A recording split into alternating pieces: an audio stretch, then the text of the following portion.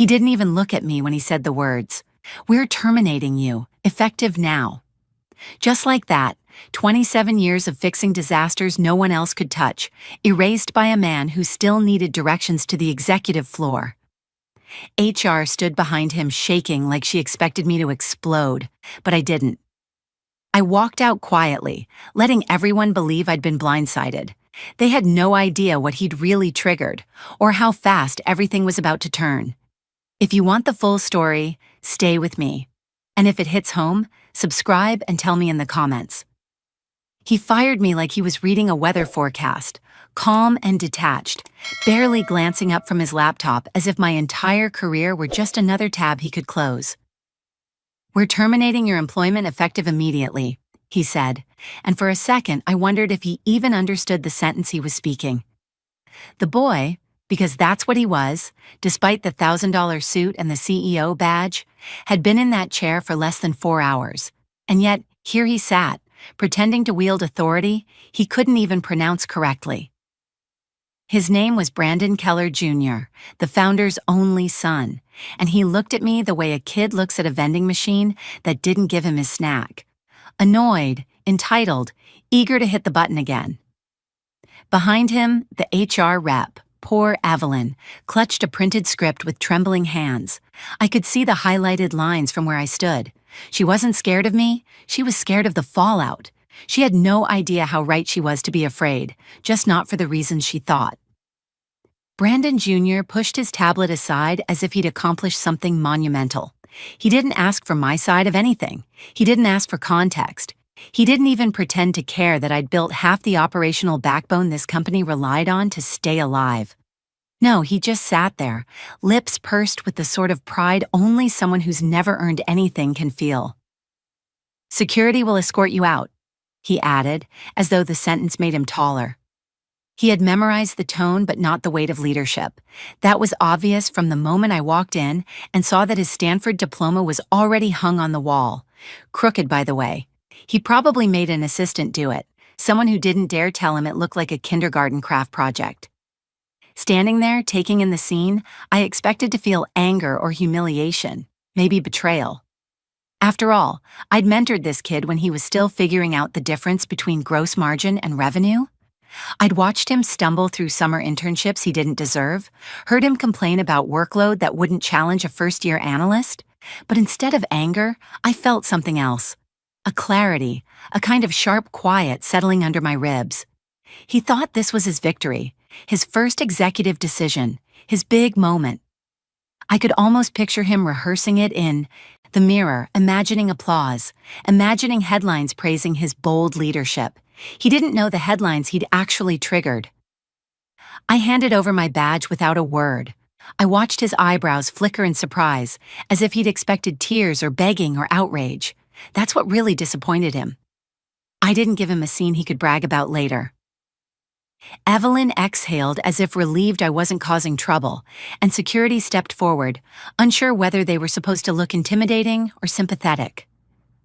I simply nodded to them and walked out, past the framed photographs of award ceremonies, past the timeline etched into the lobby wall, past the receptionist who suddenly pretended to be absorbed in her emails. Every step felt like closing a door behind me, but not the kind they believed. As the elevator doors slid shut, I let myself smile, not out of madness, not out of bitterness, but because he had no idea that firing me was the one move he should never have made.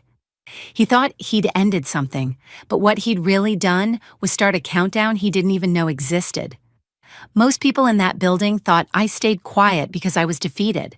They assumed that decades in logistics made me harmless, predictable, maybe even tired. They saw a woman who worked too hard, stayed too late, handled crises no one else wanted, and never demanded a spotlight. In their minds, I was the reliable engine humming in the background, not the person capable of flipping the entire corporate universe upside down. That's the thing about being underestimated. You learn how to operate invisibly, how to accumulate leverage in ways that don't show up on org charts or leadership slides. And for 27 years, that's exactly what I did. Let them chase titles and glass offices. I chased equity. In the early days, Atlas Meridian Freight Systems wasn't a skyscraper with a logo people recognized. It was a struggling regional freight broker operating out of a converted warehouse with flickering lights and a heating system that coughed like a dying tractor.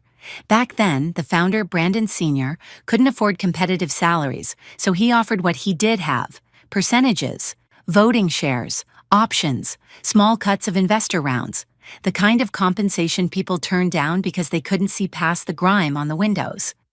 I saw further. When I walked in as a 24-year-old operations assistant, I didn't know that saying no to a title and yes to equity would shape my entire future. I just knew I didn't want to stay invisible forever. In less than a year, I became the person keeping our vendors from walking, our routes from collapsing, and our contracts from being swallowed by competitors who wanted to crush us before we learned to run. The team teased me for choosing paper over promotion, but every time we completed a deal or onboarded a major client, I negotiated another sliver. 0.25% here, half a point there. Nothing dramatic, nothing anyone noticed. Then came the years when things broke. The CFO melted down during a funding crisis. He left in a storm of shouting and slammed doors, furious that no one supported his plan to cut half the workforce to make the balance sheet prettier. He needed cash, fast. I was the only one ready to buy his 12% stake quietly, directly. Then, years later, one of the early investors wanted out after a messy divorce and a private lawsuit he didn't want hitting the papers. He liquidated 18% at a steep discount. I bought all of it. No fanfare, no announcement, just signatures and a wire transfer. Then there was the infamous warehouse debacle, the one where Brandon Sr.'s nephew tried to reorganize half the staff because he didn't like their energy. The aftermath cost us clients, morale, and nearly triggered a workers' strike. The nephew didn't just get fired. He sold off his remaining 6% to me on his way out, eager to wash his hands clean of the family business. Brick by brick, deal by deal, abandonment by abandonment, I built my ownership until it stood at a number that would have made any reasonable CEO tremble. But nobody bothered to look. Nobody bothered to ask. They were too busy decorating new floors, hiring branding consultants, and throwing town halls full of empty promises. And I let them. I let them believe I was the quiet, dependable director with no appetite for ambition. Meanwhile, every agreement, every clause, every voting packet went through my hands. I never needed to sit in the spotlight because I owned the stage the spotlight shined on. So when Brandon Jr., with his polished shoes and borrowed authority, fired me like I was a disposable inconvenience, he wasn't firing an employee. He was firing the majority owner of the entire company. And the moment that realization hit the legal department, the boardroom, and especially his father, everything he thought he controlled would collapse right under him. He just didn't know it yet. Most people assume revenge happens in the heat of the moment, born out of sudden anger or wounded pride. That's not how real power works.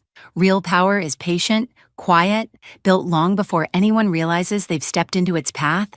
And the truth is, the trap that would end Brandon Jr.'s career wasn't something I created in panic after he fired me.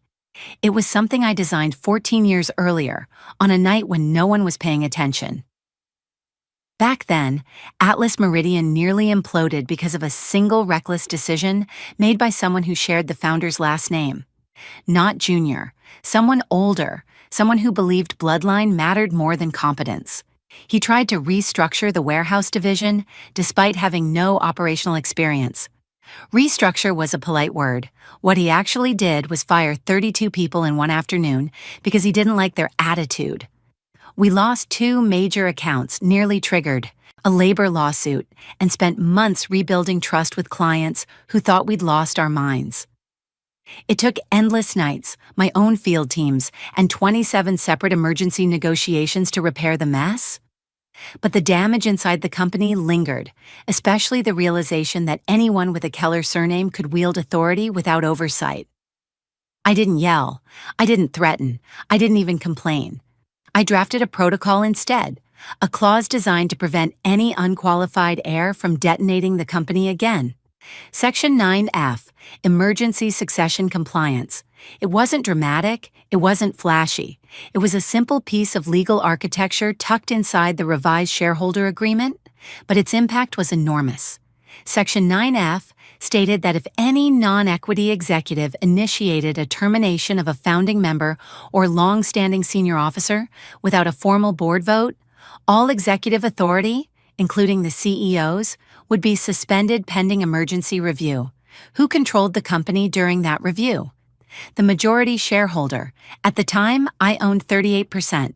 That number would grow, but the clause was already in place, locked behind signatures, shareholder approvals, and the oversight of a legal team that barely skimmed the fine print. I didn't draft it to hurt anyone. I drafted it because I knew the company needed protection from impulsive heirs who confused their last name with leadership. For 14 years, Section 90F slept quietly in the filing cabinet, harmless and invisible, waiting for a moment I prayed would never come. But when I saw Junior sitting in that chair, pretending to wield authority he didn't understand, I felt something cold settle in my stomach. I knew it was only a matter of time before he touched the one lever he had no right to touch. So the morning I walked into the building, just hours before he fired me, I filed the activation letter, just in case. It wasn't dramatic, it was precaution. A shield, not a sword. A shield he would foolishly run straight into head first. And when he uttered those words, "We're terminating your employment effective immediately," he didn't just humiliate me. He triggered a legal mechanism he had never bothered to learn existed.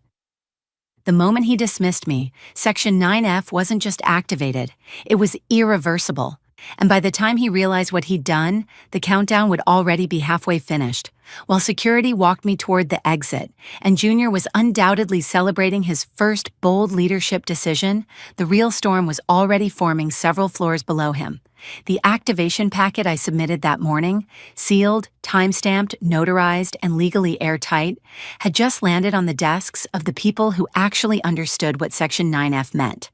And unlike Junior, they could read more than the title. The first person to open it was Mara Singh, our general counsel. I wasn't there to see her reaction, but I've known Mara long enough to imagine it clearly. The frozen stare, the slow swallow, the whisper of "oh no" escaping before she even finished the second page. Section 9F wasn't a guideline. It was a binding emergency protocol with deadlines written in stone. And once activated, it forced the company into immediate legal review, whether they liked it or not. Within minutes, Mara was dialing personal numbers she didn't use unless we were on the brink of litigation or financial collapse. 2 time zones away, board members were pulled out of lunch meetings, strategy briefings, even a tech conference in Phoenix. Assistants stopped asking questions. They just transferred calls straight through with voices that sounded tight and uneasy. And with every phone that rang, the panic spread wider. Junior had no idea. He was probably typing some overly polished email to the entire company, outlining innovative restructuring and stepping boldly into the future, completely unaware that his signature on my termination letter had rendered his title meaningless. The irony almost made me laugh. While he rehearsed being a visionary, the actual decision-makers were scrambling to understand how much damage his impulsiveness had caused. Meanwhile, across town at the Alpine Ridge Mountain Club, a place where the air is thin, the cigars are expensive, and the executives pretend they're not escaping their responsibilities, someone interrupted the founder's sacred ritual. I can picture it clearly. An attendant jogging across the practice green, shoes sinking into the manicured grass, calling out, "Mr. Keller, you have an urgent call from your legal office." Brandon Sr. wasn't the type to respond with grace when interrupted. But this wasn't a regular call. This was Mara, sounding like a surgeon announcing a failed transplant. "You need to come to headquarters immediately," she told him. "Your son executed a termination this morning." He brushed it off at first, probably assuming it was routine. Executives fired people all the time, but then she said the words that would freeze him mid-step. He terminated a founding member without board approval. Silence, then the shuffle of him grabbing his things. "Tell me you're joking," he said.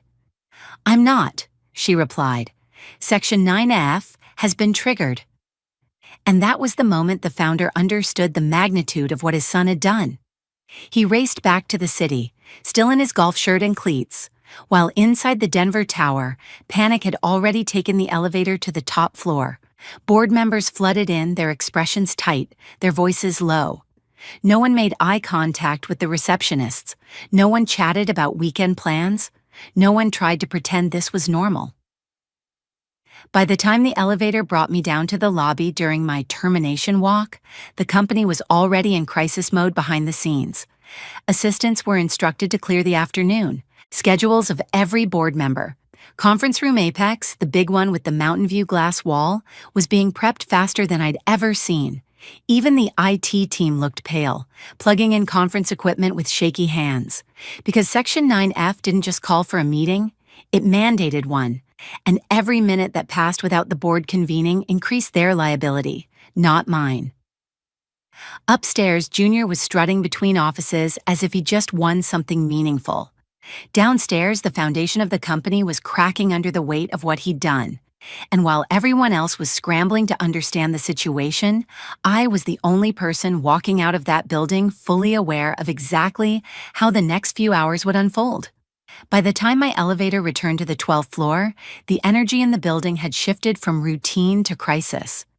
You can feel that sort of change in your bones, like a sudden drop in barometric pressure before a storm. The receptionist who couldn't make eye contact during my termination now stood up straighter when she saw me approach, her voice subdued but respectful as she said, "Conference room Apex, Ms. Hartley. They're waiting for you." Waiting for me. Not for Junior, not for the so-called CEO who believed a job title made him untouchable. For me. The walk down that hall felt surreal. 3 hours earlier, I'd been escorted out like an inconvenience. Now the same security guard who shadowed my exit pressed the elevator button for me and murmured, "Good afternoon, ma'am." Like he was greeting the real executive he'd failed to recognize before. But I didn't let myself savor it, not yet. The fight hadn't begun. It was only coiling. When I pushed open the glass doors to conference room Apex, every head turned. The board, 8 people who rarely agreed on anything, sat in stiff silence, documents spread out in front of them like evidence in a congressional hearing. Their faces told the story before anyone spoke. Confusion, fear, calculation, exhaustion. Brandon Sr. sat at the far end of the table, shoulders hunched, looking a decade older than when I'd last seen him. Still wearing his golf club polo, still with bits of grass stuck to his shoes. His eyes were red around the edges, like someone who'd been told there was a fire at his home and didn't know what he'd find when he arrived. He didn't greet me. He didn't have to. The look he gave me held more truth than words could manage. Regret, dread, and a helpless understanding that the damage was already done. Helena Whitford, the board chair, cleared her throat and gestured for me to take my seat. Not one of the guest chairs. My seat. The chair I always sat in during emergency stabilization sessions. She didn't hesitate, didn't ask permission. Just, "Please sit, Eliza." I set my leather folder down gently, opened it with calm precision, and placed the executed Section 9F paperwork at the center of the table like a surgeon laying out an instrument. Helena began reading the protocol in a voice that carried the authority Junior had pretended to own. Per Section 90F of the amended shareholder agreement, the words hit the room like steel. Any executive termination made by a non-equity appointee without a formal board vote results in the immediate suspension of all executive authority and the mandatory reversion of interim control to the majority shareholder pending emergency review. No one breathed. No one moved. Then the glass door burst open. Brandon Jr. stumbled inside, face flushed, tie crooked, holding his phone like he expected someone on the other end to save him. "Why wasn't I notified about this meeting? I'm the CEO." His voice cracked halfway through the sentence, an octave higher than confidence should allow. Helena didn't even blink. "Mr. Keller, please take a seat." "No," he snapped. "Someone explain to me what this is." I looked at him for the first time since he fired me. Really looked. The boy who thought he'd won. The boy who believed leadership was something you could inherit like a monogrammed set of cufflinks. "You weren't notified," I said evenly, "because you don't have the authority to call, attend, or oversee emergency shareholder meetings. You never did." He stared at me like I'd grown a second head. "This is ridiculous. You were terminated. I fired you." "And by doing that," I replied, "you triggered Section 9F, which suspended your authority the moment you signed the termination memo." His eyes darted from me to Helena to the stack of documents, as if hoping someone would contradict me. No one did. Helena nodded to Mara, who opened her briefcase and slid the notarized filings across the table. "Your termination was executed without board approval, Mr. Keller," Mara explained quietly. "Given that you hold zero equity and your authority is derivative, your action activated an emergency review." The blood drained from his face so fast it was almost visible, like ink fading from paper. "Dad?" he said weakly. Brandon Sr. closed his eyes for a moment before answering. "Son, you had no right." The silence that followed felt like standing in the center of a collapsing building. Everyone knew what came next. Everyone except the one person who should have understood the stakes before he ever opened his mouth that morning. Junior sank into the nearest chair, hands trembling, shoulders curling inward as the reality settled into his bones. The room didn't wait for him to catch up. It couldn't. The machinery of accountability had already begun, and it would not stop for pride, ego, or legacy. This was the room where careers ended, and he had walked straight into it. Helena didn't waste time easing anyone into the moment. She lifted her chin, tapped her pen once against the table, and said, "We will now proceed with the motion." Her voice was steady, the kind of steady that comes from decades of handling crises men twice her size caused. "The proposal is to rescind the executive appointment of Brandon Keller Jr., effective immediately." You could feel the air tighten, pulled taut like a wire. Junior's breath hitched. He wasn't ready, he never was. "Wait, hold on," he sputtered, looking around the room as if someone might suddenly remember they owed him loyalty. "You can't do this. I'm the CEO. I was appointed by this board." Helena didn't blink. "And now this board will vote on whether to remove that appointment." His gaze swung desperately to his father. "Dad, say something." For a moment, I thought Brandon Sr. might try to intervene. Old instincts die hard, and protecting that boy had become a reflex he didn't know how to shut off. But then the founder looked at me, really looked at me, and the truth settled like a stone behind his eyes. He knew what Junior had done. He knew how deeply he'd endangered the company.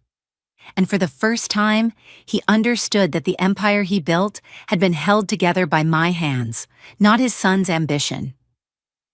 He exhaled, long and shaky, and looked away from his son. Helena called the vote. All in favor? One by one, hands rose. The CFO, the operations head, 2 investors, legal, compliance, Helena herself. Then, after a breath that stretched too long, Brandon Sr. lifted his hand. 7. The room didn't look at me yet. They didn't need to.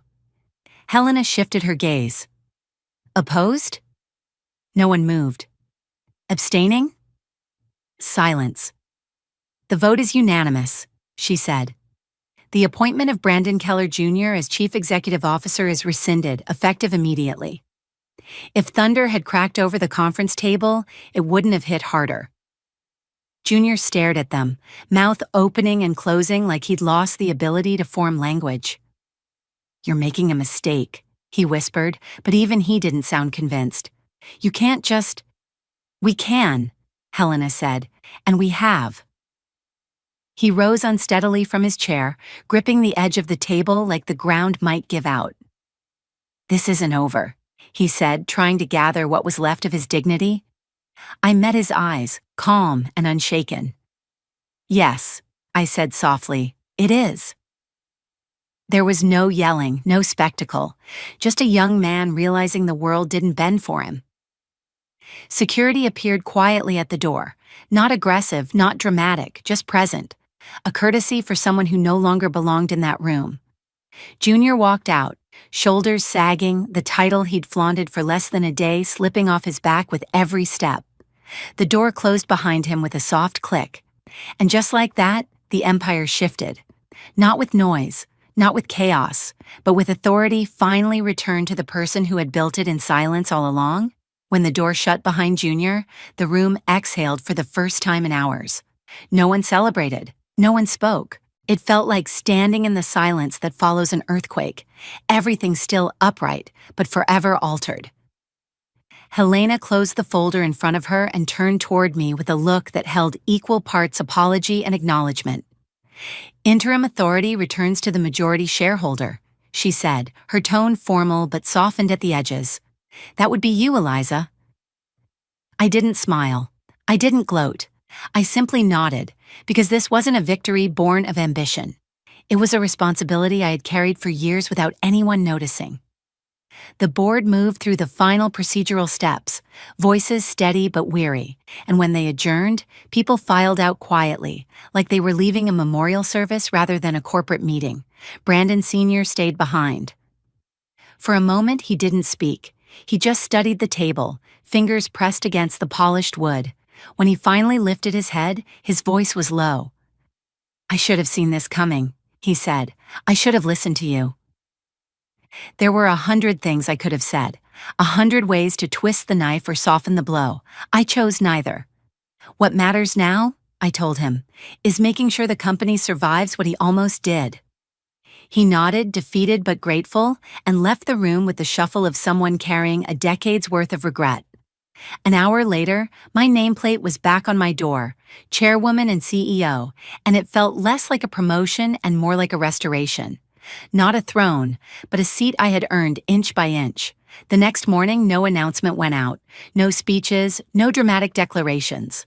Trucks rolled, warehouses opened, clients received their shipments. Life continued under leadership it had quietly depended on for years. Sometimes justice doesn't roar. Sometimes it simply returns the reins to the hands that never should have released them. There's something I learned through all of this. Something I wish I could go back and tell my younger self when I was still trying to prove my worth to people who never cared to see it. Power doesn't come from titles, applause, or someone else's approval. It comes from knowing exactly who you are and quietly building the kind of foundation no one can take away from you. For years, I let people overlook me because I was steady, consistent, and not the loudest voice in the room. But being underestimated taught me one of the most valuable skills in life: how to move smart instead of loud. Not every fight needs your fists. Sometimes it needs your patience, your boundaries, and the courage to play the long game. And revenge, if you can even call it that, doesn't always have to end in flames. In my case, it was simply making sure the person who tried to humiliate me had to stand in the mess he created. Just enough consequence for the truth to land where it belonged. I didn't need to scream or gloat. I didn't need to destroy him. Life did the work for me because preparation is its own kind of justice. And I'll tell you this, sometimes forgiveness is self-liberation, but sometimes silence is the sharpest knife you'll ever carry. The real lesson here is simple. Protect your value. Document everything. Know your worth even when others don't. Build your life, your finances, and your career on choices that make you unshakable, because you never know when someone else's ego or insecurity might try to knock you down. But here's the good news. If your foundation is strong, they can't move you. They can only expose themselves. Think about your own life right now. Where are you shrinking yourself to keep the peace? Where are you letting someone else dictate what you deserve? And where do you need to stand a little taller, even if no one applauds you for it yet? How to get started today. Write down the 3 things you bring to your work or relationships that no one else sees. Protect one boundary you've been letting others cross. Take one small action that secures your future, financial, emotional, or professional. It doesn't have to be big, just real. If this story hit home for you, comment below, share it with someone who needs it, and subscribe for more.